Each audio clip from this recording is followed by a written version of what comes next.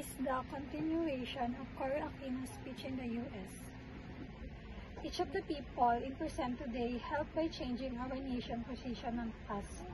As the Filipino people, give thanks to Ninoy for working to balance a strategic interest highlights the American perspective of the globe while going against human concern.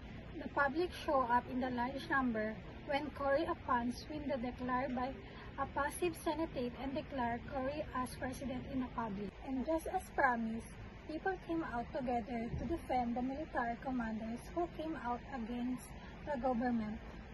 Of course, the Filipino look out for one another.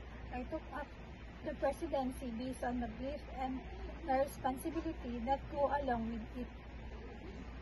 Cory will maintain her peaceful approach to power. That's the agreement she made with people. Her dedication to God, he had the wish of the current joy of reconciliation to replace the blood drained by the sword in his nation in place of the blood shed by the lash. Our nation had destroyed all power through a small-scale revolution that honored by deeds and every Filipino freedom. We are now restoring complete constitutional governance.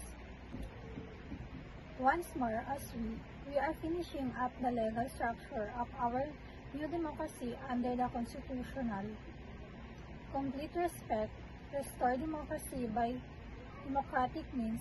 A highlight independent Constitutional Commission is working on its proposal, which will be put a public vote later this year.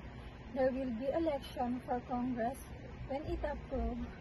Therefore, after a non-violent but nationwide uprising that destroyed a system of rule, we should have returned to full constitutional government in approximately a year.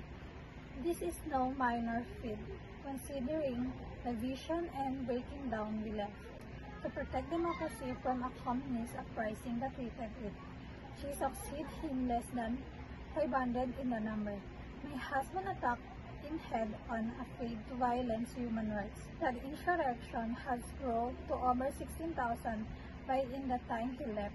I believe that trying to control something using different ways can teach us a valuable lesson. Cory thinks no one inside or outside the country who is concerned for a democratic and open Philippines doubts what should be done. The way of local integration and political efforts, therefore, we must work to drive the rebels from the hills and show to them what the most well-meaning among them struggles for true economic growth and justice. In being the president of Cory, he will not betray the goal of peace of which he came to power.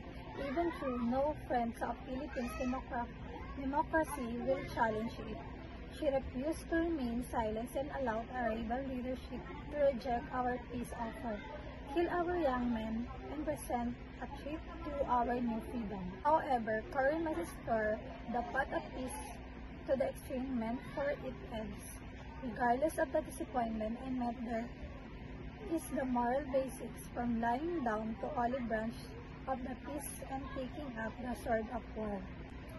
Even so, if it comes to that, I will not stray from the path set forth by our greatest liberatory.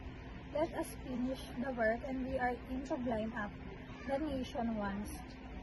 To care for him who shall be born a battle, and from him we know for all orphans to do all which achieve and cherish a just and lasting people among ourselves and with all nations. I will act with malice towards none, charity for all, and firmness in the rights as God gives to us the rights. According to Lincoln, it's amazing how quickly things change when you're older. I am not fond to Lincoln true, however, I am grateful to everyone for preserving by integrity and freedom. More of the Cory Aquino speech will be discussed by the next reporter.